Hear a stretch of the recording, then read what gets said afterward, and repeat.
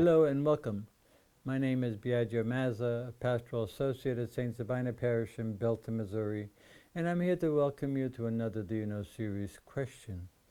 As we continue our reflections on Pope Francis's Encyclical Fratelli Tutti on Fraternity and Social Friendship, today's Do You Know question is, do you know why Pope Francis calls for dialogue and friendship as keys to a better kind of politics? In this video, we will explore Chapter 5 and Chapter 6 of Fratelli Tutti.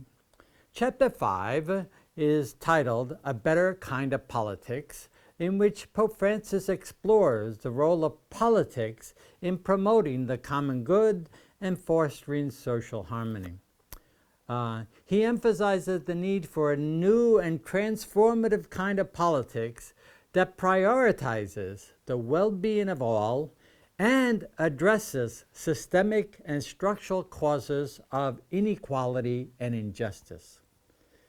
For Pope Francis, it is sad to see that politics today hinders progress and does not enhance the common good.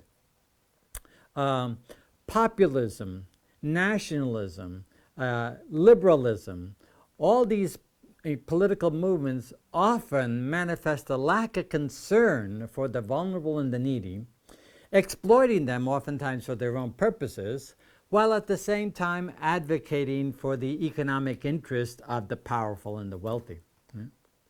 They do not make room often for everyone and show no respect for diversity or differences of cultures. For Pope Francis, politics should not be reduced to a selfish, kind of competition for power and for one's own self-interest.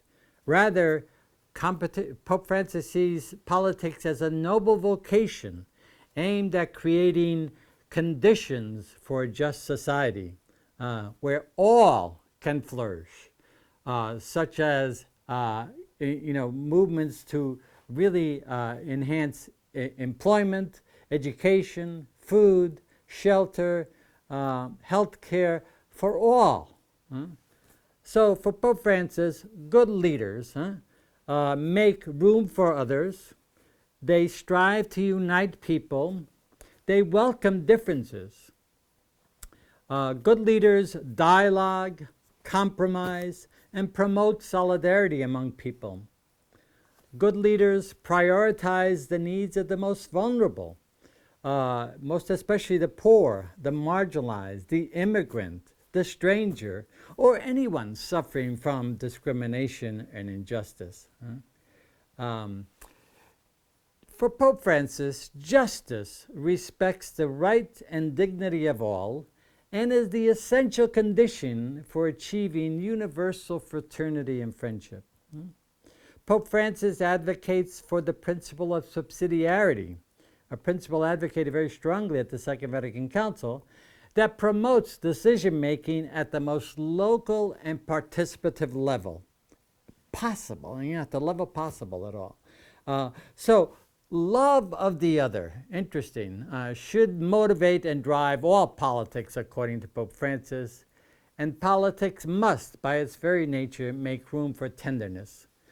And at this point, I'd like to quote one passage from Pope Francis' Fratelli Tutti that speaks to this issue. And this is number 197 of Fratelli Tutti, in which Pope Francis talks about what politicians should actually be asking themselves.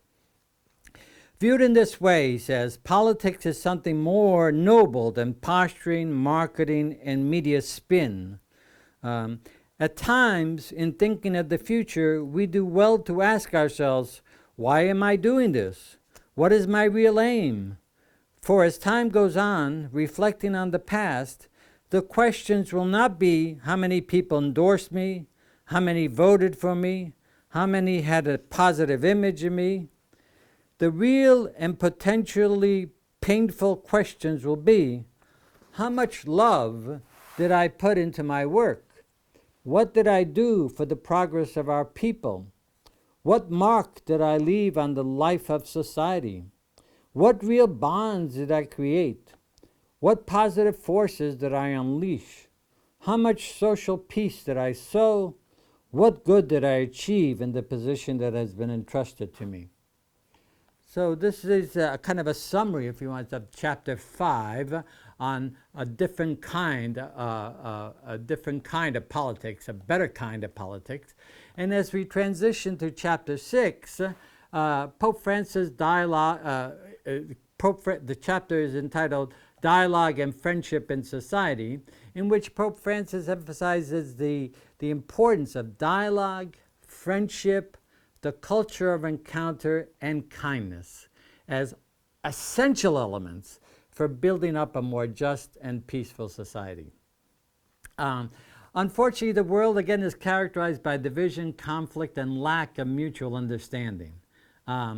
Dialogue truthful and respectful dialogue can really overcome these challenges, and really build bridges. Dialogue involves mutual listening, respect and openness to the other, and respect and openness to the other's perspective, even when it differs from our own. Dialogue can promote understanding and empathy, especially in the midst of conflict and difficulties. Dialogue requires, of its very nature, humility, patience, and genuine openness to the other. Pope Francis sees the need for all to develop what he calls the art and processes of encounter. And this culture of encounter is capable of transcending differences and divisions. Each can learn something from the other, even from those on the periphery, on the margins of life. In the culture of encounter, all are included. No one is expendable. And finally, Pope Francis ends the chapter by emphasizing the cultivation of kindness.